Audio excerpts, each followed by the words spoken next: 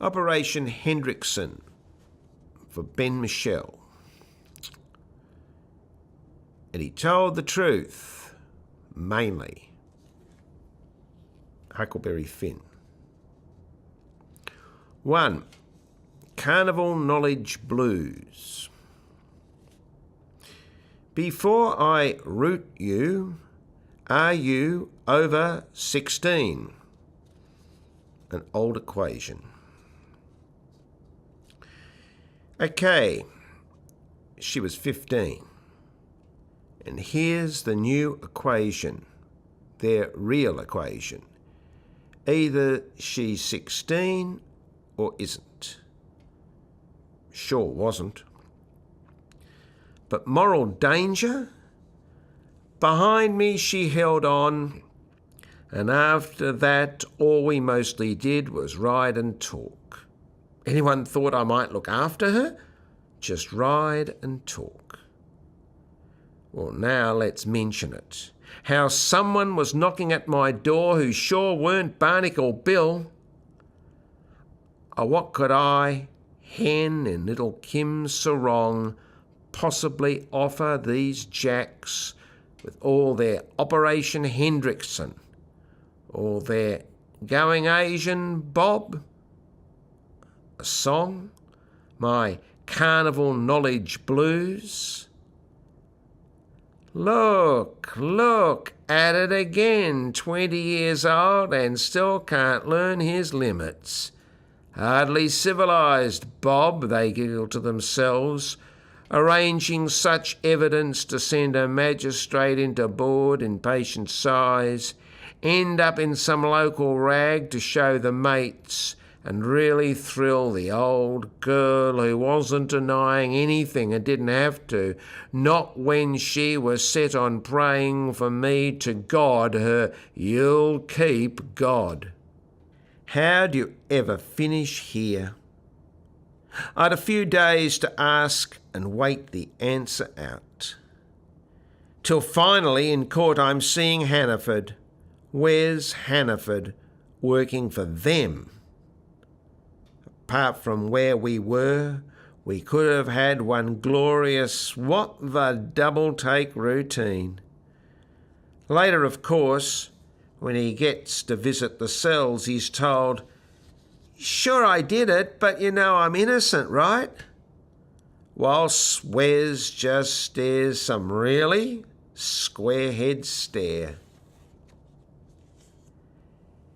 They're dragging my girl to Leighton to make her a virgin again. Lezo screws will protect her from alcohol, hormones and men. I'm in need of, it's reckoned, reforming, with sessions of backs to the wall. Well, I've learnt this from Carnival Knowledge. Love's rated at sweet bugger all. 2. The large house in Lalwa Street. When I was 12, Kildonnan closed their Canterbury place, so we headed 5 or 6 miles east. Foster care was moving out of homes and into houses, houses with folks, kids or those like me who'd been long adopted. My old girl used to say how the church, and always it seemed to be the church, wanted to move into the more modern world, which in our case was a house, just one like any other, if a bit larger, to hold its ever-constant foster family. And this was me then. You there, him. The one always getting the joke too quick. Much too quick. Introducing Hen. Him wanting to get their hours in front of anyone. Him who even then, when he thought bikes never meant the pedal kind, always looking about myself, if hardly at myself. When I found love, or thought I did, I liked it. I could be many people's boy, which still is now both advantage, disadvantage. For it can remain such a bewildering comfort, guessing how much you'll never know, especially about yourself, which to my old girl meant God plus the large house in Lower Street, which was our template. The mixture, though, might be rather different. 3. Propaganda. When it's hot dog time, when there's been some rumble at the youth club and yeah man, yeah, it's the Bodgies, you know that's Atchison, even beyond himself, all too lame to be pathetic, or might that be reversed? If we're bothered, we try finding time to whine, lay off Atchison, but hardly end the sentence. Meanwhile, Pinky Rushworth giggles in his pinky way. Patterson's talking American from the side of his mouth, or is it his head? And when I ask Nam what Nam means in Chinese, I'm told backward man. So I guess it does. When Deegan at 13 wants to leave and join the Navy, I already start believing him. Who, though, wants to believe McKibben? No one. Whilst Werney, you needn't believe because he's just making it up for propaganda. His rag. Hey Werney, write my memoirs, then put them into your propaganda. In our concert he plays the butler who sees it, and I mean it all. Then Crookshank takes one half of the curtain, I take the other, and at the end of each act we're rushing it across. I like that. Armitage believes he's a beatnik, founds the Royal Australian Beatnik Society and lifts items from Mad, passing them for his own. He tells me only poofters play with girls, so I don't. My loss. 4. Up on the roof. Let's see. It's lunchtime and someone prowls the roof, our high school roof. And that's not me up there. I'm watching, I'm cheering, as the school is watching, cheering somebody we hardly know prancing like he's top 40 material. Come up and get me, come up and get me. You think it can be explained how he's adopted, she's in foster care? That won't explain. You'll never know what to do with us and never will. Robert, Royce, Deborah, Linda, Phil. That too, that 5% in cottages and homes. Well, whoever she is, my mother runs a tuck shop, serves behind a counter at Coles. Something simple now for the most normal lady in the world, which is how I want her. And who he was, my father, I like convincing myself, was at best an admirable lair, a someone up on the roof, not me, and that's about it.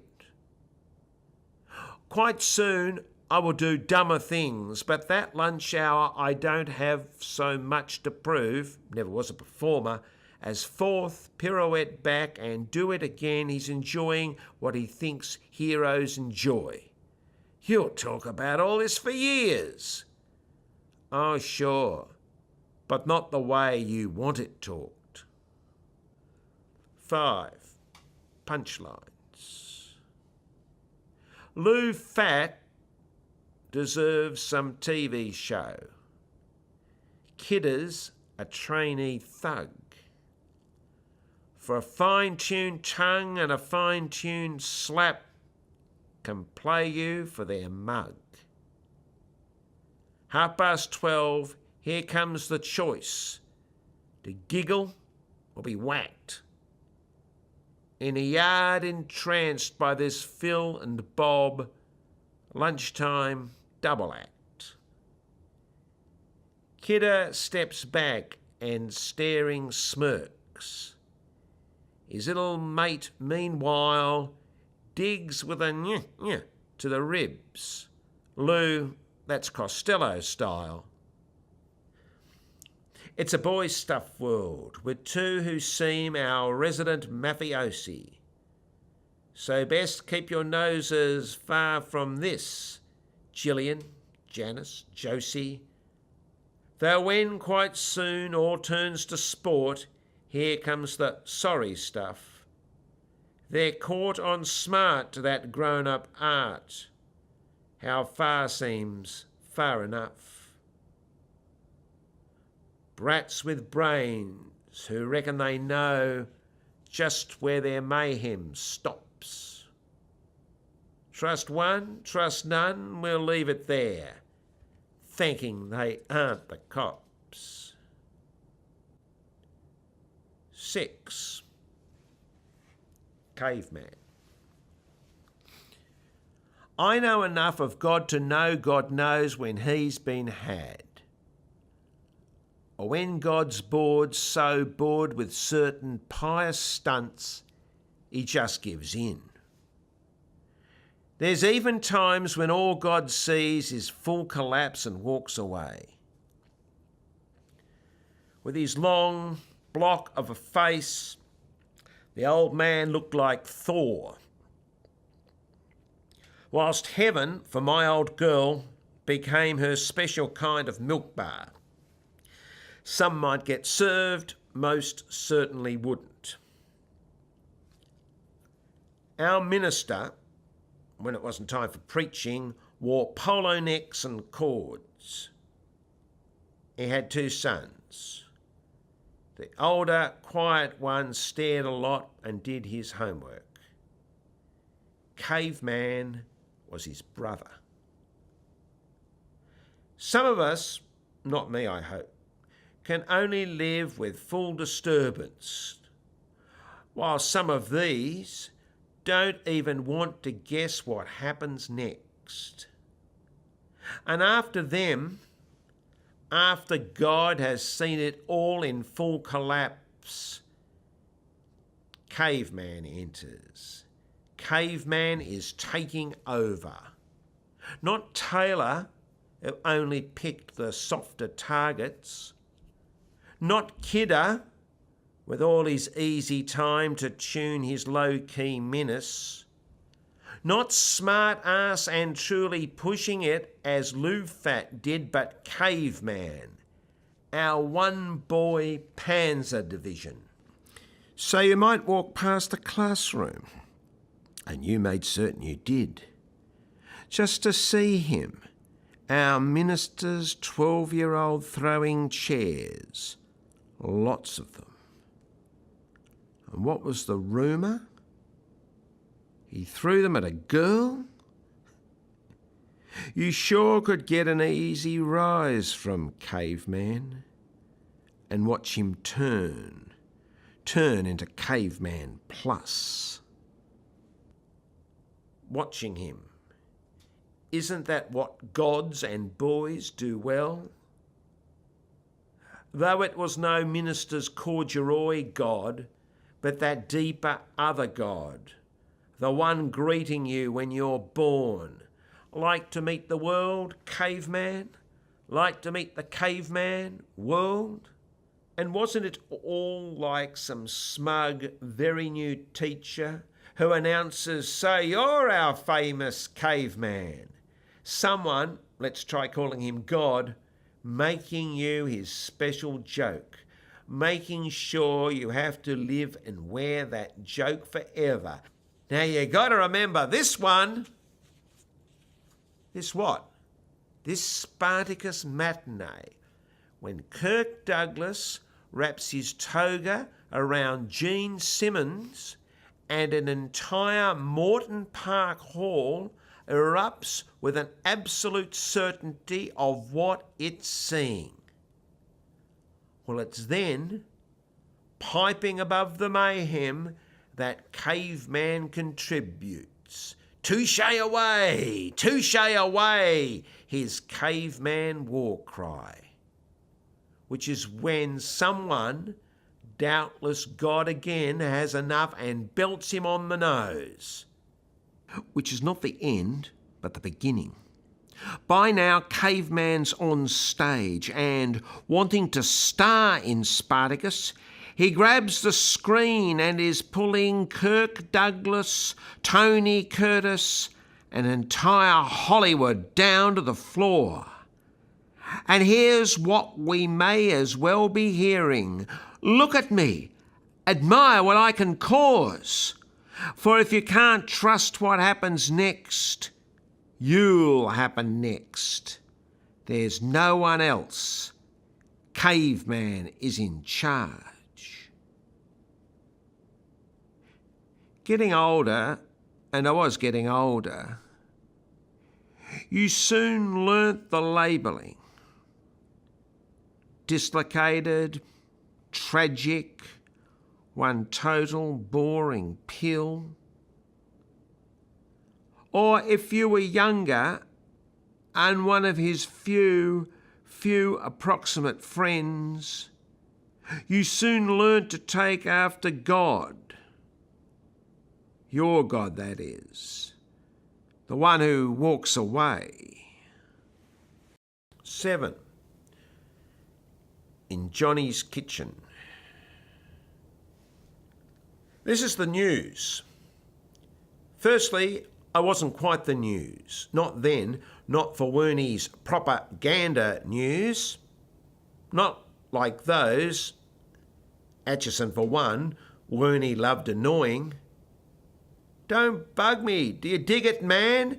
Atchison proclaimed, never realising just how well Atchison was being dug. But Wernie, if you're wanting news, come round to my place where, behind her kitchen bench, this is the news read by old girl Hendrickson. We do it this way, not their way, but our way. Why? Because we're special.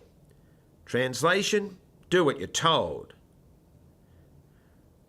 With a smile as big as her tits, an adopter, a foster mum, a negotiator, a forgiver, but God's ever-resident 2IC.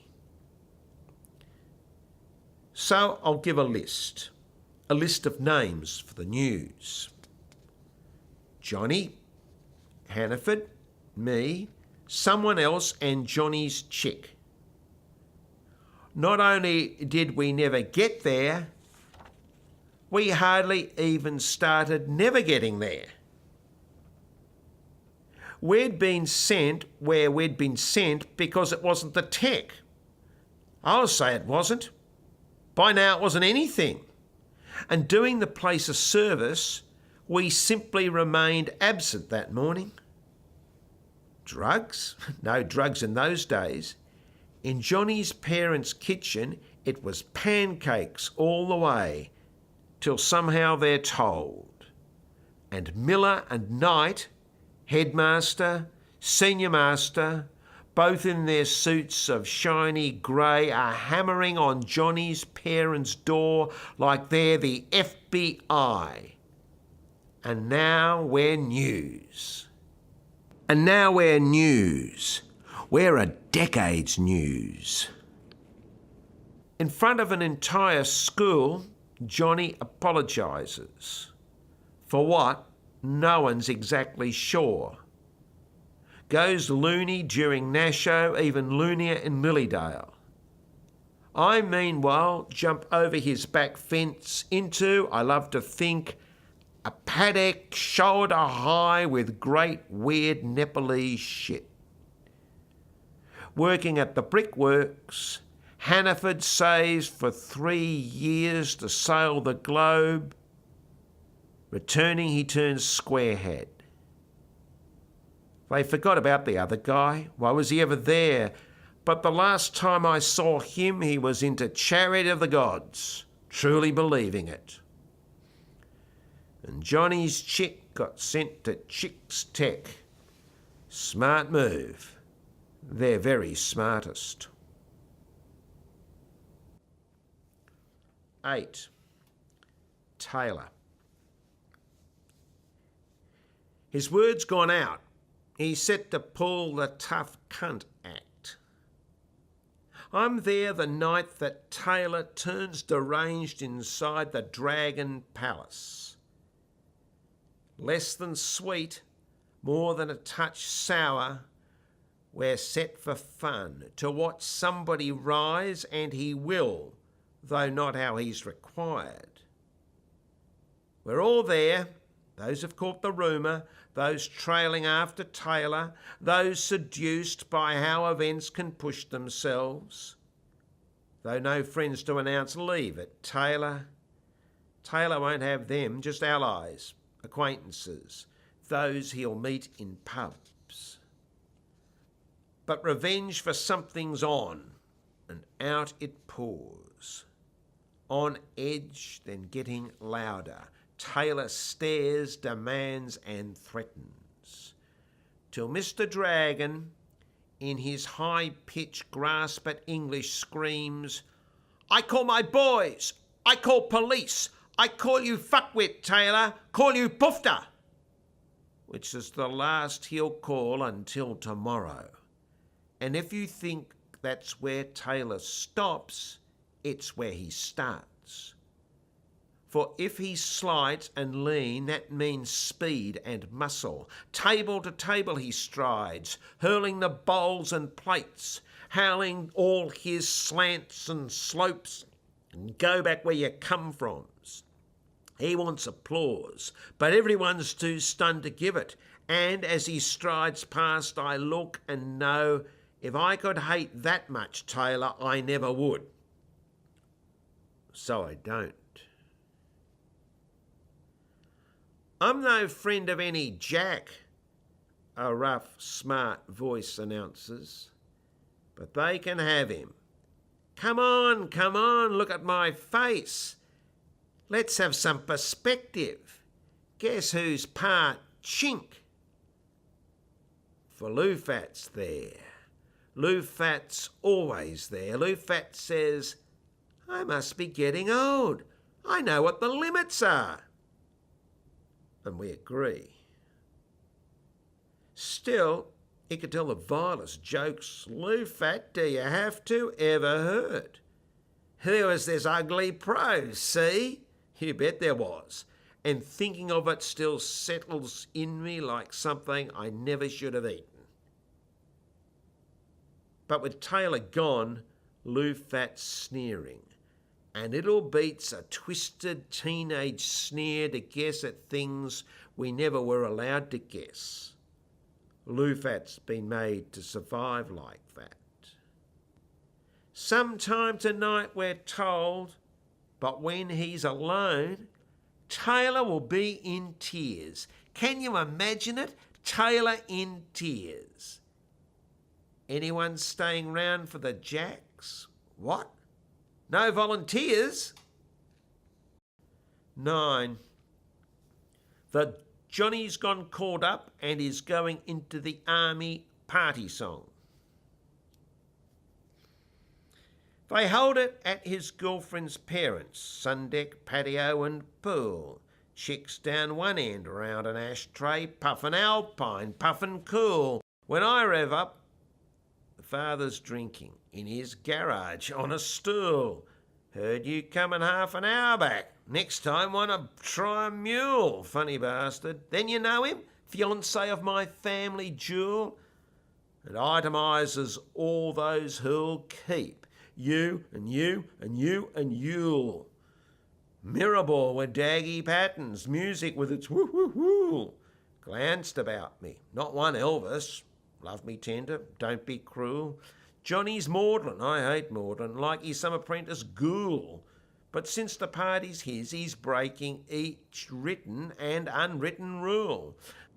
After hours still churning thoughts like they are on some spool. These, it seems, are his essentials. Your mates, your head, your heart, your tool. Leaving few doubts what he'll take on, authorities to make him drool. Silly ass pom, as in Boy Scouts officers, like Sir at school. With a cringing bye-bye Johnny, hypocrisy ain't my fuel. There's this other party, isn't, which excuse ran thin as gruel. I bewildered sighed, it's tragic when a mate unfolds as fool. Turn bemused though, throttle westward. I won't stop till Warrnambool. 10. The Nasho of Love. All very well, the mission of St James and St John and all its deaconesses feeling concerned for little Kim and her dead shit folks. Me and my concern, though, we thanked them and their concern. And then I asked her what she'd like to do. Of course, I took her riding, that riding which'd finish us hot and shivering. Bye-bye to all our will or won't we show. No way we wouldn't. Plenty soon everything was, as only a girl can say it, growly. And, as only a boy replies, growly plus with added hen. She understood. So, what we're going to tell her deaconesses? Look here, I'm no Lord and Saviour, deaconesses, though you tell me who is. I just want to look after little Kim. Oh, yeah? In Box Hill around that time, I ran into Fatty Hosking in a bus shelter. 16, 17 tops. Some mad bitch who no way would be 17 tops again, spread all over his knees, smooching. What man could get away with that? The way no man could get away with telling me, whom she had never met, how good, and she meant good, her fatty was. No way, I laughed. No way. No way, eh? How long you two known each other? 3 weeks, she skided in a yuck way. Why blame her? Mightn't this be love? Well done. Last year, down the city's western end, recognising Fatty, who might or mightn't know just who I am, I get told how he worked as a boner, as a slaughterman, etc. Out past Brooklyn. Slept at Markilly's and other flop palaces. With the good love of drink, getting him through the boning and the slaughtering, he stank of all three. No way would I remind him how last time we met he was hosting on his knees some shrieker woman in a bus shelter. Maybe the best thing ever in his life. And who needs these reminders? You were a dickhead then, you are a dickhead now. Or, isn't it sure fabulous the way your patterns kick in? If some were set their bad luck for Nasho, I'd be set for mine, i.e. the Nasho of love. Sergeant Major Hen pronouncing, today, worms, I'll be showing yous both how to use it and how to make this world's little Kims extremely happy. Not likely. It'd be me trying to tell them, these jacks and deaconesses, fellas, she's older than she looks. True.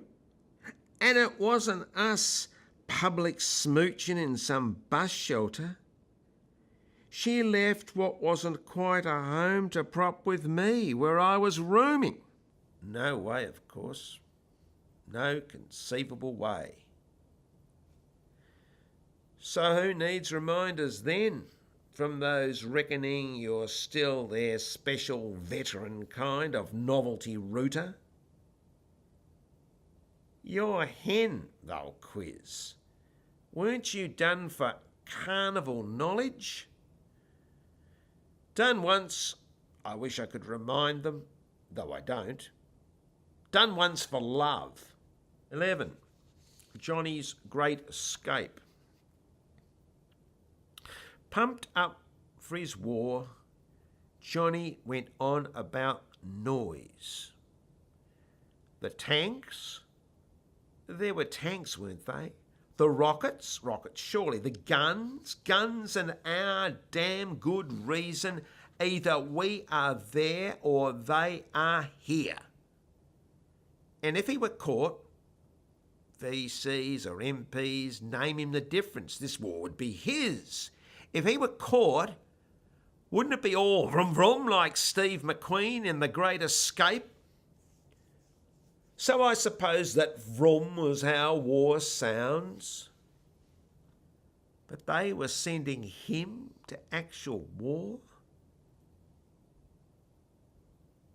Horrified he'd ever been to war, this Johnny came marching home to Lilydale, acid and a pension.